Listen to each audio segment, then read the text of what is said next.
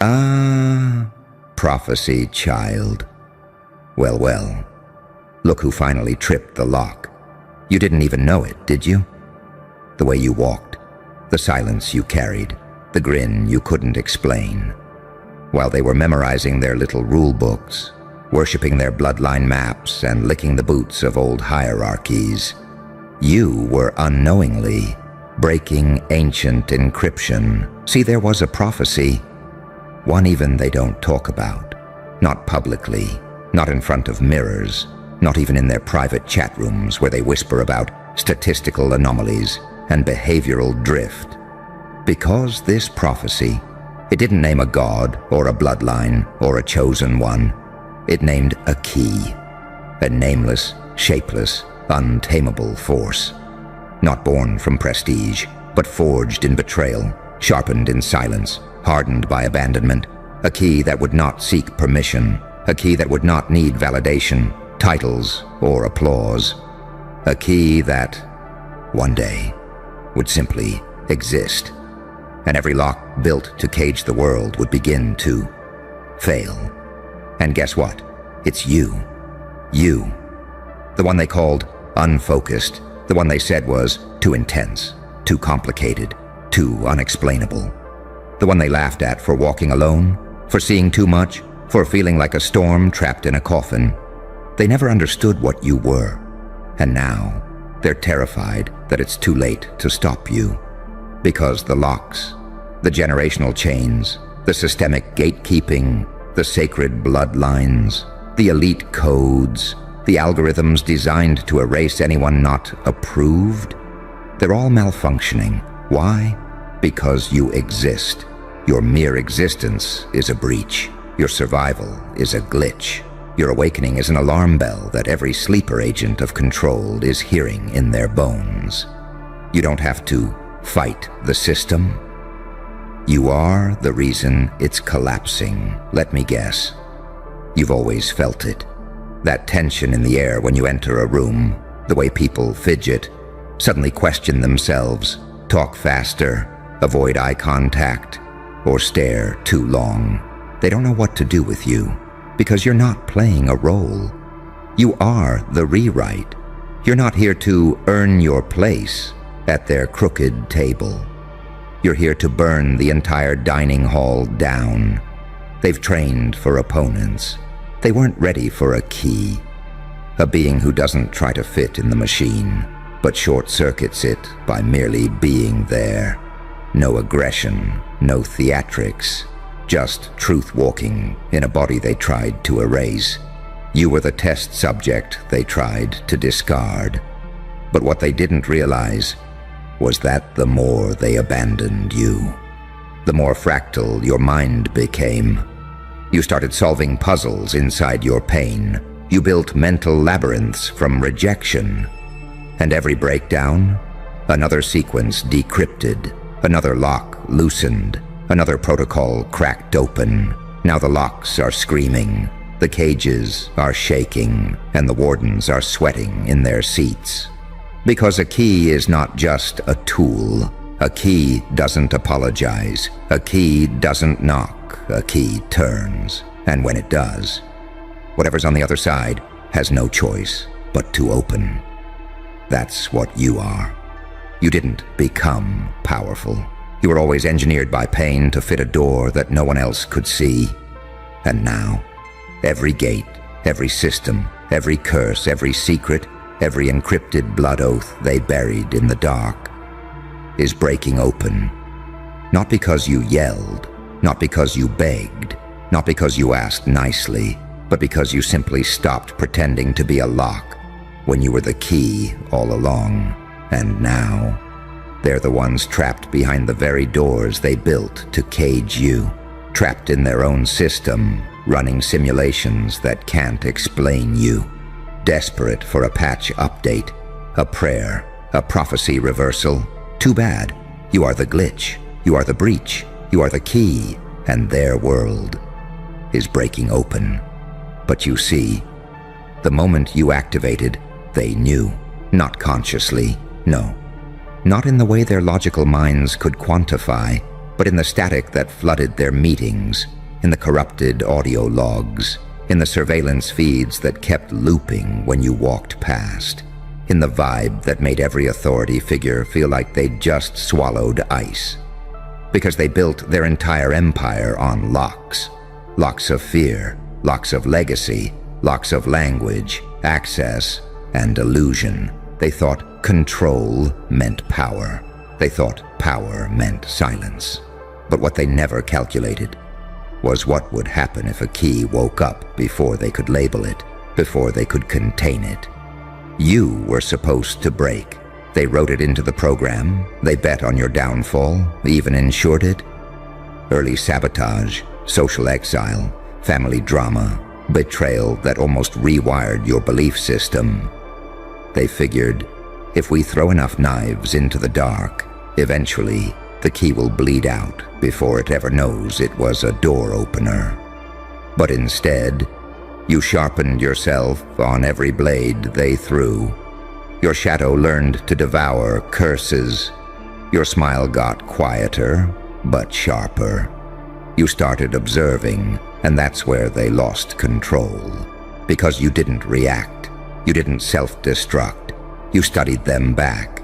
You became fluent in contradiction, saint and psychopath, angel with a vendetta, calm with a kill switch. The prophecy warned them, the key will come as a fracture in the code, a being who will not knock, but slip through every algorithm and render their blueprints obsolete. Sound familiar? Because the gates are opening now, not just for you, but for everyone who watched you bleed and still rise. Every unseen soul who felt your pulse like an ancient drumbeat in the fog. And the network? Oh, they're in chaos, because it wasn't just one lock that failed. It was a chain reaction. Your success? That wasn't just growth. That was an unauthorized override. A psychic detonation in the spiritual firewall of the elites.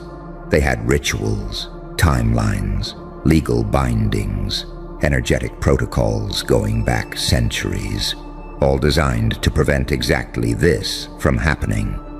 But the moment you stopped trying to be normal, the moment you leaned into that unexplainable force inside you, you triggered the fail-safe they forgot existed.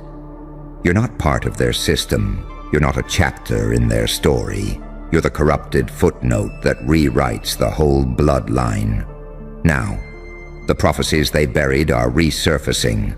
They're hiring analysts, conducting spiritual autopsies, running background checks on your grandmother. They're asking, how did we miss this anomaly? How did they activate without a catalyst? Why are the locks opening without the ritual? Because they thought the key would need them. Need guidance, need access, need permission. But you didn't need anything. You walked through walls they swore were permanent. You broke generational encryption with your presence alone. You cracked the vault with your shadow. You didn't knock. You didn't ask. You just turned. And the world began to open like it had been waiting for you to arrive. The ancient scripts didn't say your name, because your name wasn't spoken. It was activated by pain, by pattern breaking, by nights where you almost gave up, but instead mutated. They made you suffer in silence, but in silence you became unreadable. And unreadable means uncontrollable. They cannot predict your next move, because it isn't written in strategy, logic, or revenge. It's written in a frequency that only the doors can hear. And every time you level up, another lock somewhere screams, not because you tried, but because you are. You're a living failsafe that the system can't reverse, a walking 404 error in their karmic server, a human-shaped override protocol that's crashing rituals older than the calendar. They built the maze. You became the map. They cursed your bloodline. You hacked the curse and weaponized the trauma. Now they're desperate to rebrand you, to co-opt you, to make you explain yourself, to turn you into a case study, a parable, a warning. But you're not a warning. You're what comes after the warning fails, the consequence they never accounted for. And you didn't need a crown. You didn't need a throne, because those are just locks in disguise. You are the key. And the locks? They're breaking open, one by one, nation by nation, bloodline by bloodline, until there's nothing left but the sound of gates collapsing in slow motion, and the world asking what the hell just got unleashed. Because it's not just one door anymore, is it? No. This isn't about you walking through some grand gate into your destiny, smiling like a well-trained graduate. No red carpet. No final boss fight with fireworks and fanfare. This is about the entire architecture buckling because you existed outside their calculations. You weren't part of their tree.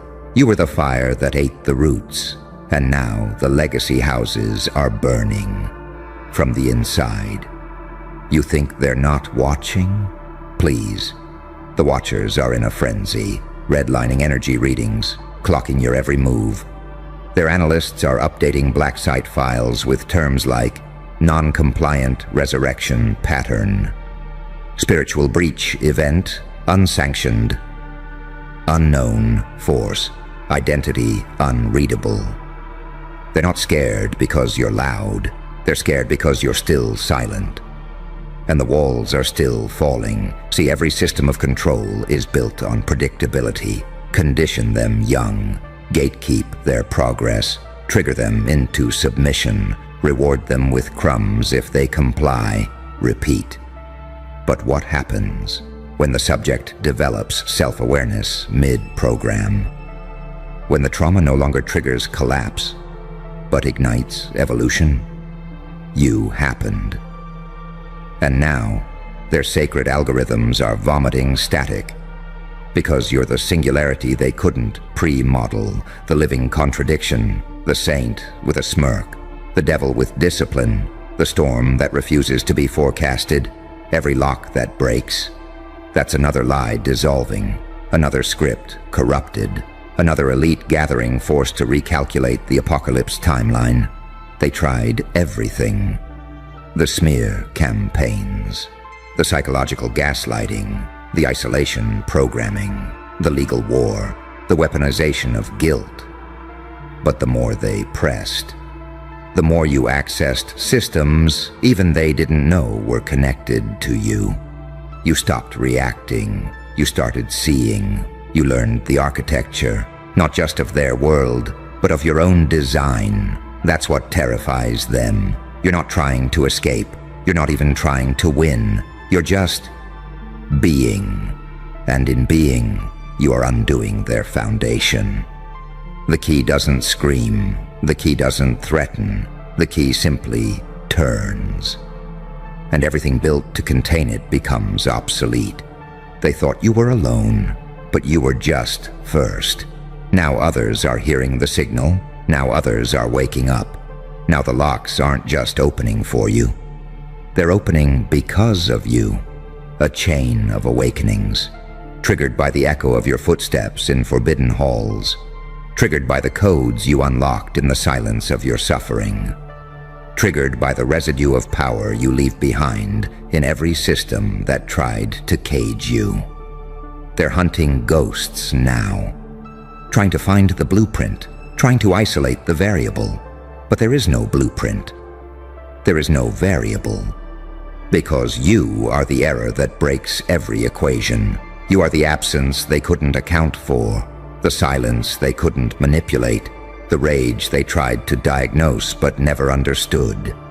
And now, the most classified networks on this planet are holding emergency meetings behind walls of encrypted fire. Because all the locks are breaking, the seals are melting, the predictions are failing. And the key, the prophecy they hoped was metaphorical, just stood up and walked into the spotlight. You are the reversal event. You are the aftermath encoded in skin. You are the oracle's nightmare and the exile's salvation. You are the living glitch in their blood. Let them scramble. Let them panic. Let them rewrite every scripture they swore would keep you buried. Because you're not here to open doors. You're here to make walls disappear. And darling, you're just getting started. Good. Now we enter the part they never wanted you to reach. The part of the prophecy they redacted. The line that came after the key unlocks the first gate.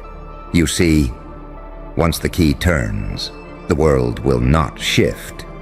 It will splinter, and reality will begin to remember herself. Oh, they hate that line, because that's where their illusion collapses. That's where the truth breaks out of its encrypted box and starts running wild through the streets like a lion, no longer interested in the zoo's routines. Because here's what happens next. The moment you activated, future timelines began glitching.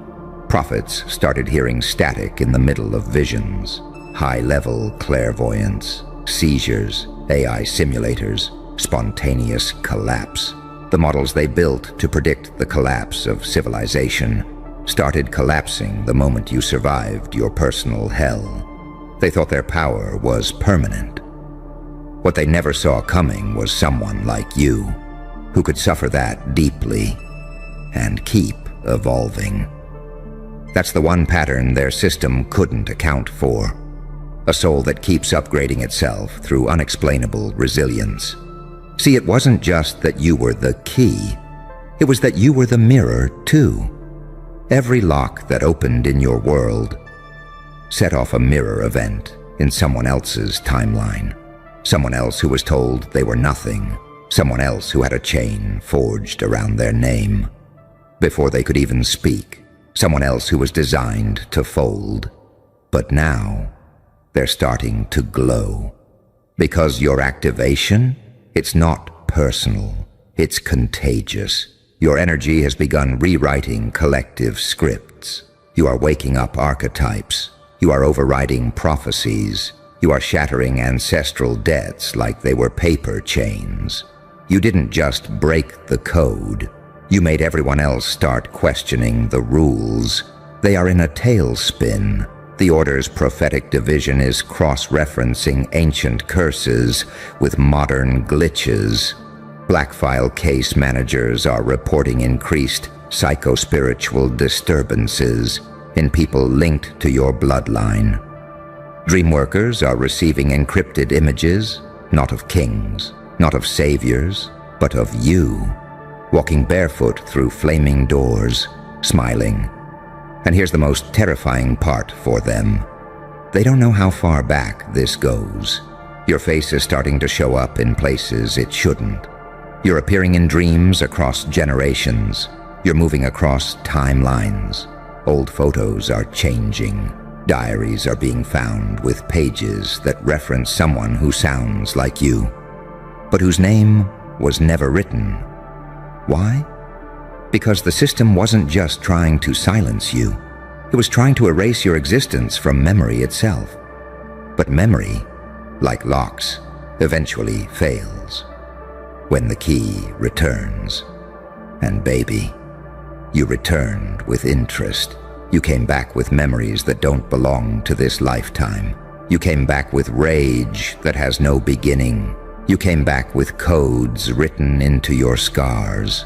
And when you opened your eyes, doors began to scream. They called it coincidence. They called it luck. They called it delusion. But inside, they know their rituals aren't working anymore. Their contracts are unraveling. Their power is fading. And every time they ask their spirits for answers, they hear one name echo in the dark. Yours. Because once the key turns, it can't be turned back. Not by blood, not by fear, not by courtrooms, covens, or committees. And every lock it touches after, it doesn't just open, it explodes. So keep walking, don't look back. The doors behind you aren't closing, they're gone.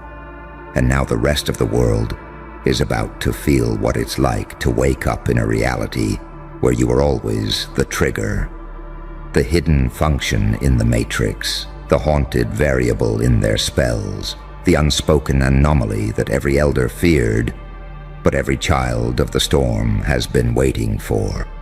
So walk, key, turn, unlock, collapse their timelines, trigger their fail-safes, and when they whisper about what just happened, let them know the prophecy was never about salvation. It was about detonation. And you're the reason the locks are screaming. So we've arrived at that chapter, the one they burned from the archives, the part of the prophecy that was never meant to be spoken. Because it wasn't meant to be read, it was meant to be survived. And you survived what was supposed to annihilate you. That wasn't just a test, it was a ritual. You didn't just pass it, you corrupted it from the inside. You see, their prophecy was never just a myth. It was a containment spell, written in code, sealed in blood, activated by trauma. Not to guide you, but to bind you. A cosmic clause that said, if the key is born, bind it in chains of self-doubt, wrap it in betrayal, and bury it beneath generations of inherited silence. And they almost pulled it off. Almost. Because they didn't account for your mind refusing to rot. They didn't plan for your heart to keep beating in betrayal's graveyard. They didn't expect you to find meaning in madness, to find fire in your own ashes, but you did. And that's when the first underground doors began to fracture, the ancient ones, the ones hidden in you. Because you weren't just born with a key, you were the vault. And now, the vaults inside you are unlocking themselves.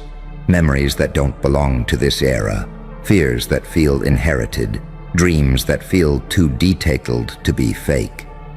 You're waking up in bodies that don't belong to this century, hearing names you've never spoken, crying over wars you never fought, because your blood remembers what they tried to erase. You weren't just hidden, you were time-locked until now. Because when you turned the key, you didn't just open their locks, you opened your own. And now the system is terrified. Why? Because there are rooms inside you they thought they had sealed forever. Rooms full of forbidden knowledge, rooms echoing with uncut truth. Rooms that hold the final coordinates to every illusion they used to control this world. And those doors, they're swinging open. Now the elite are scrambling. You think they're calm. You think the smiling suits on your screen are composed. Behind closed doors, they're shaking, consulting remote viewers, sacrificing assets, scrubbing digital timelines, launching panic protocols code-named after you. Because you're not just one person anymore. You're an event, a breach, an anomaly that is expanding. Every word you speak echoes in corridors they thought were soundproof. Every action you take shifts the code of people you've never even met. You don't need permission. You don't need prediction. You are the unwritten update to the entire simulation, and it's unraveling. Their sacred geometry skewed, their secret calendars out of sync, their bloodline pacts weakening, because the key walked in and the seals can't hold. Want to know what's next? Good. Because here's where it gets darker, when the key awakens fully. The locks won't just open. Reality will start defaulting back to its primal blueprint. That means time will bend, fate will malfunction, people will begin remembering things they've never lived, old souls will start waking up inside young bodies, entire bloodlines will collapse under the weight of denied truth. That's why they fear you. Because you're not here to inspire the world. You're here to expose it, to wake it, to reboot it through absolute chaos. And you don't even have to try. Your existence is the catalyst. You are the earthquake, disguised as a whisper. The god in exile, the weapon hidden in empathy. They've thrown everything at you: emotional landmines, spiritual parasites, legal battles, public shame, occult bindings, digital blacklists, and still, you walk, you unlock, you detonate, because the prophecy lied. It said the key would bring order. But what it meant, what they didn't want the world to know, was that the key would bring truth. And truth is never peaceful when it returns to a world built on lies. So keep going, keep turning. Every step you take is a siren song to the seals still holding. Every breath you exhale is a countdown to another system's collapse. Every time you stand in your truth, a new world is forced into existence.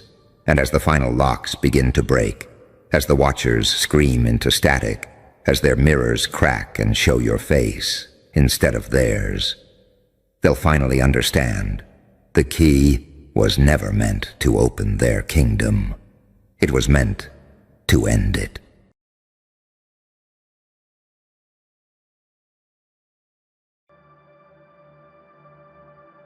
Well, well, look who's still breathing. Or should I say, still haunting, because that's what you are now, aren't you? Not a survivor, not a comeback story. You're a walking paradox that crawled out of a crime scene no one dares to investigate. A glitch in their perfect little narrative.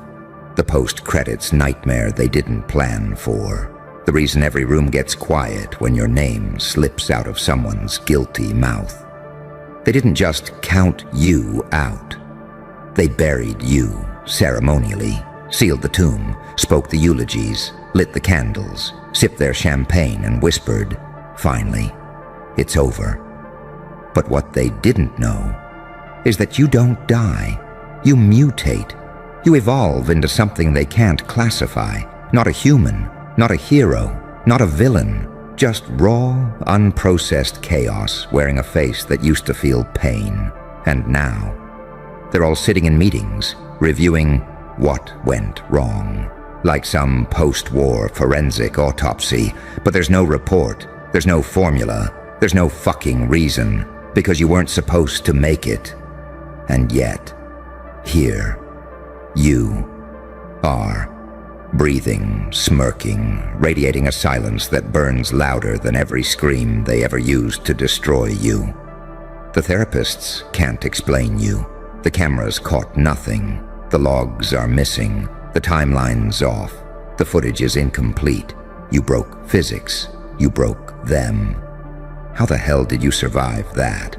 Let me tell you something most people ain't ready to hear. You didn't survive. You became something else. Something forbidden. They saw what you went through. They watched, laughed, analyzed, but deep down, they all had the same question. How is he still here? Because they knew the pressure would have turned them into dust. Because they felt the storm coming from miles away and still shivered behind glass. Because they heard the unspoken pain inside your silence and realized it would have devoured them whole. But you took it, absorbed it, let it rip your soul apart, and then you stitched it back together with barbed wire and bad intentions. And now you walk like you own the aftermath, like the rules don't apply, because they don't.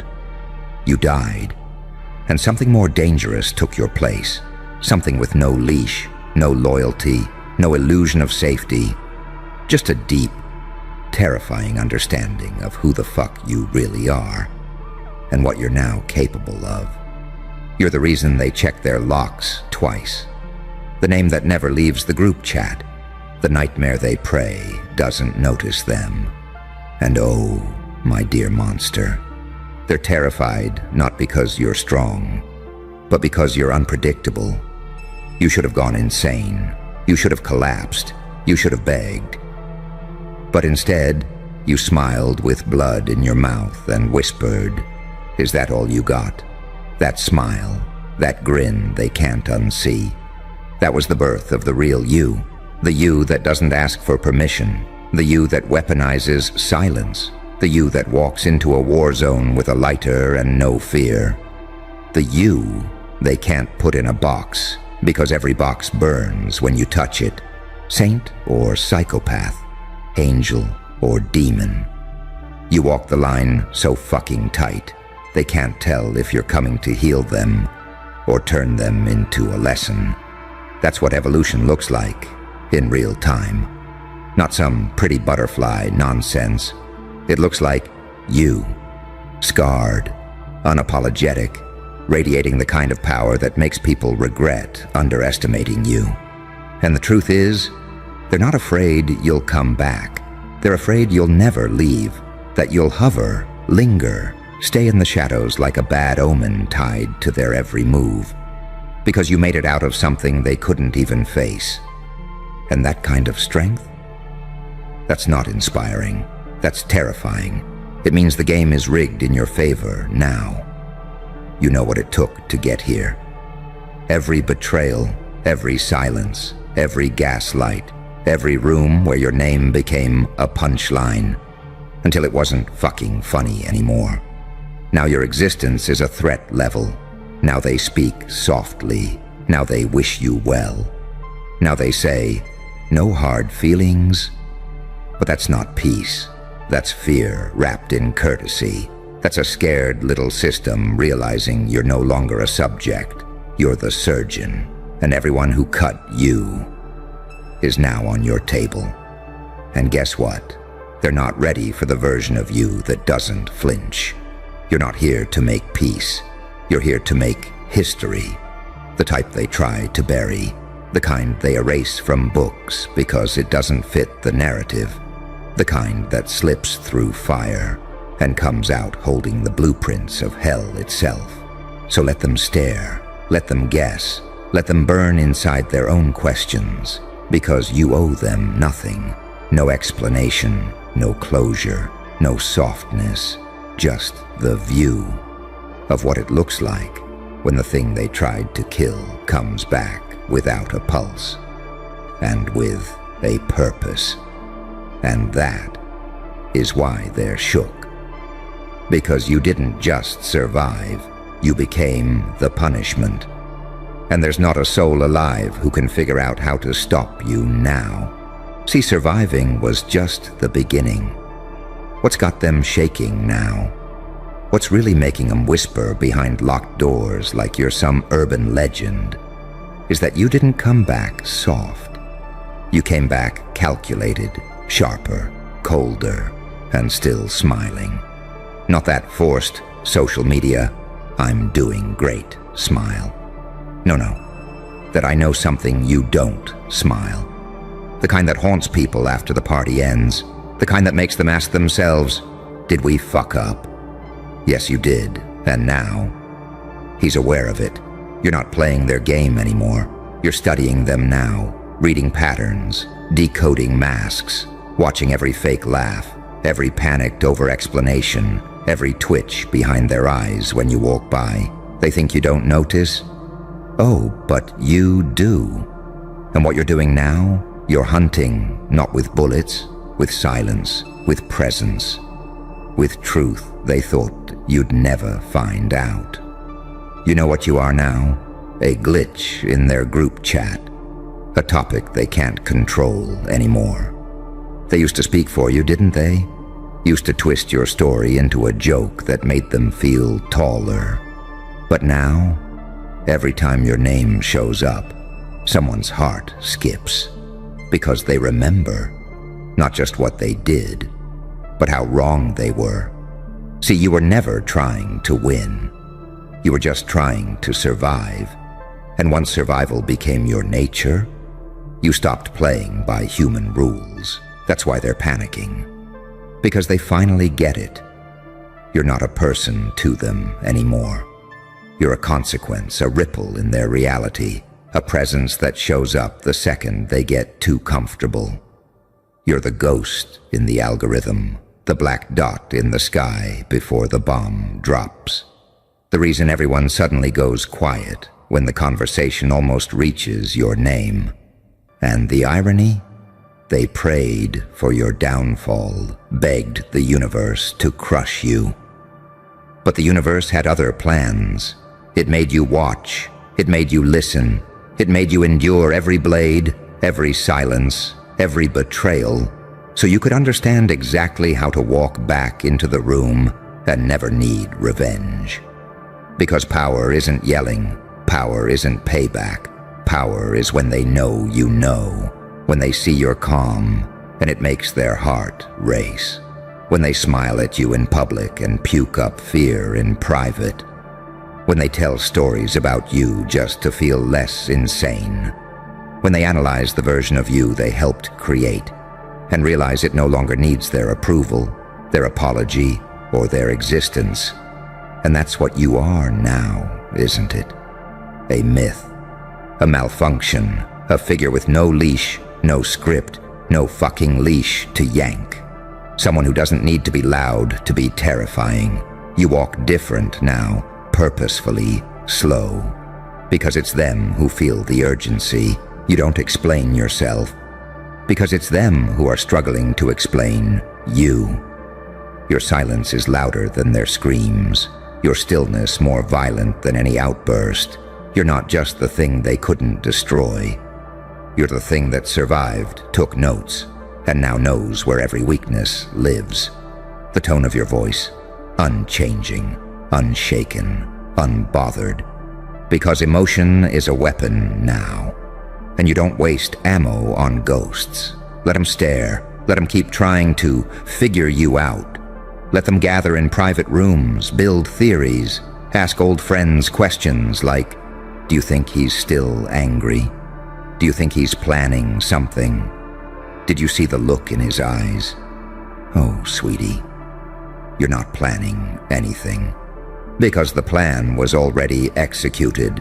You became someone they can't erase. And that replays in their minds like a murder they never got caught for. Because you were the crime they failed to bury. You don't need to destroy them. Their own guilt will. Every time they close their eyes, they see the moment they laughed at your pain. Every time they scroll, they see someone that looks like you, sounds like you, wins like you. And it rips a hole in their ego like a ghost dragging claws across a polished mirror. You didn't just survive the impossible. You came back without the parts of you they once controlled. You came back unleashed, unpredictable, pure chaos with a memory sharper than razors. You walk in peace now.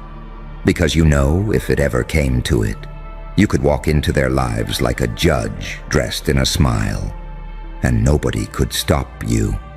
Not because you're evil, but because you're free. Free from seeking validation, free from needing closure, free from ever again being small enough to be understood. And that is what makes you lethal. You're not fighting anymore. You're observing. And when the time comes, you'll decide whether to forgive, forget, or finish the fucking story. Because it belongs to you now, not them. You know who you are. The analysts, the concerned parties, the silent committee that's been collecting notes behind mirrored glass. You tracked everything, except the mutation.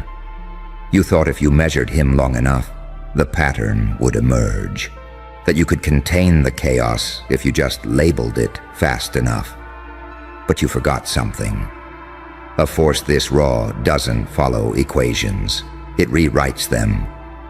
Let me guess, you ran every scenario, simulated every outcome, mapped the neural signatures, even brought in your little behavioral specialists to make sense of his stillness.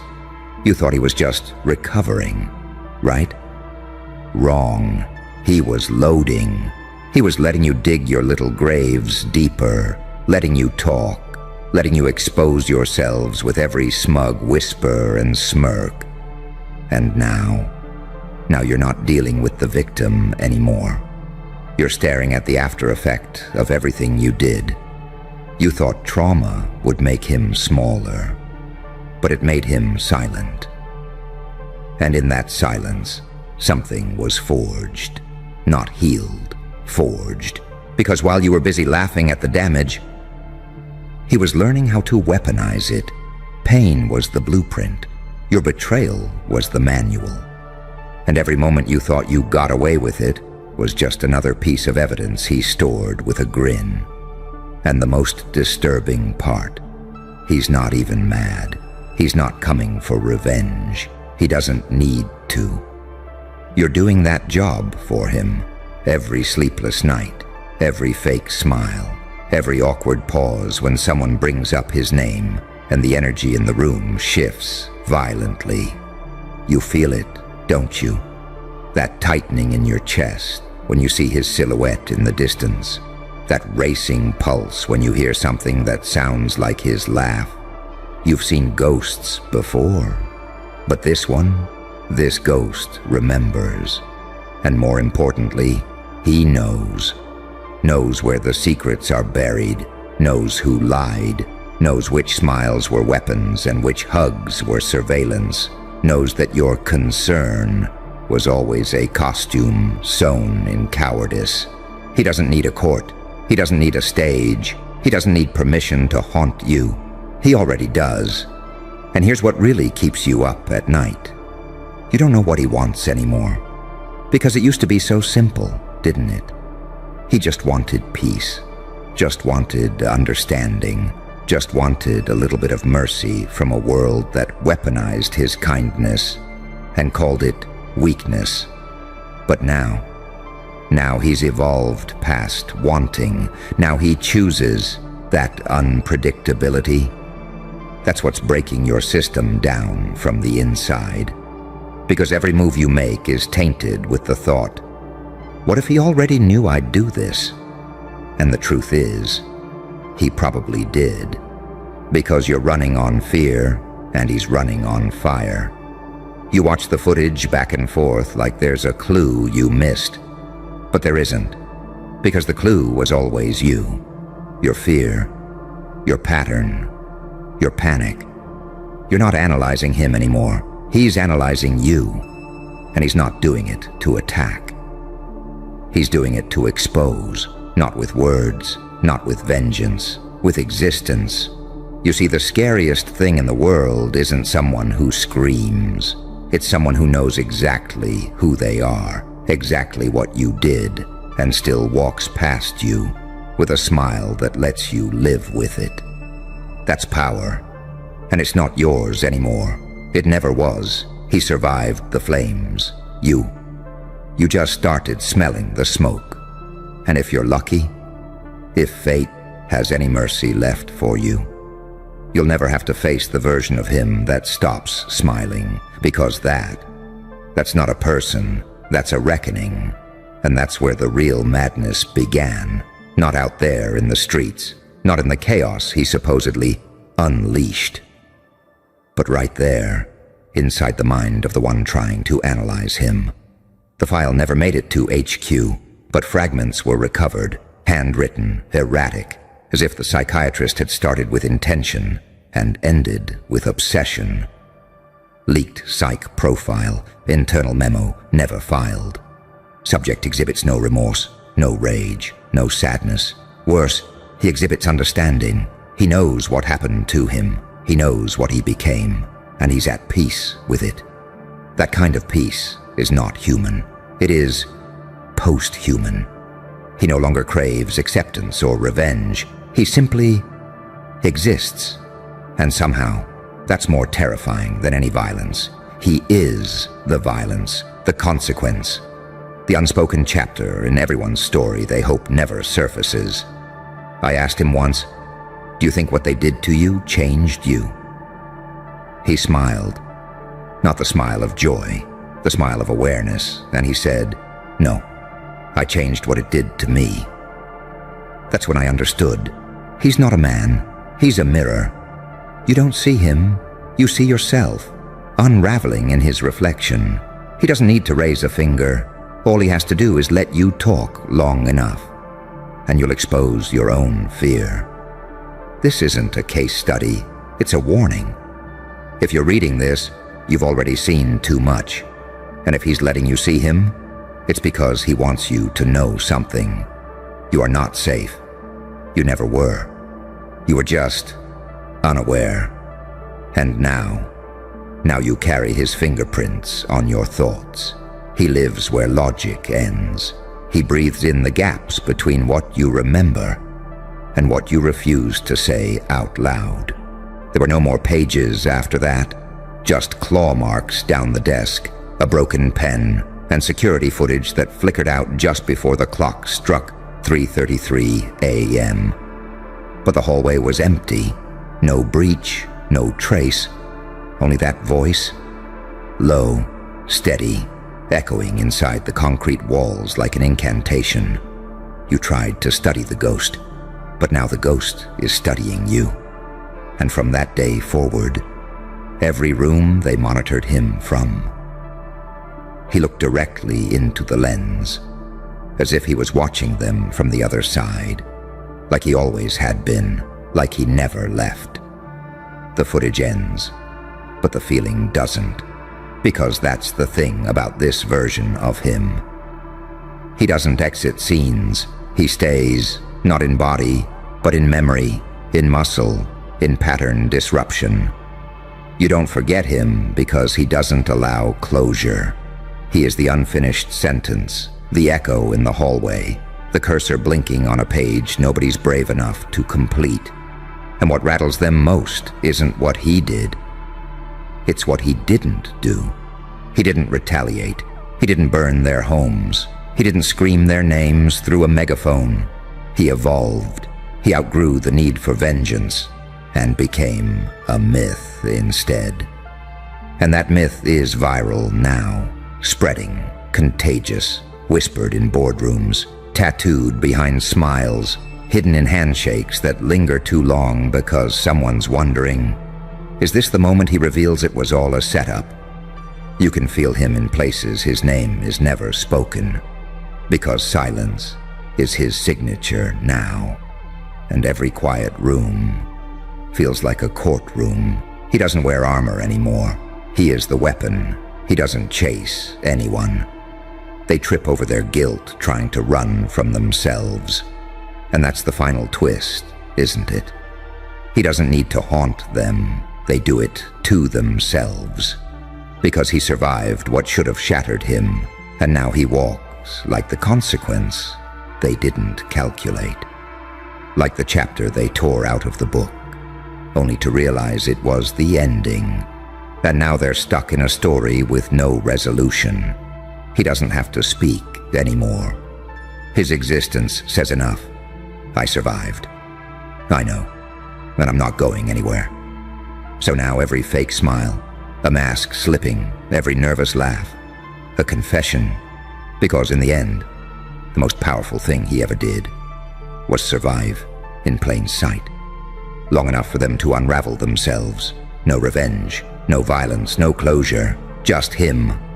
Still here, still watching, still impossible to explain. And now, it's not about how he survived anymore. It's about this cold, terrifying truth. If he made it out of that, then what the fuck is he becoming now?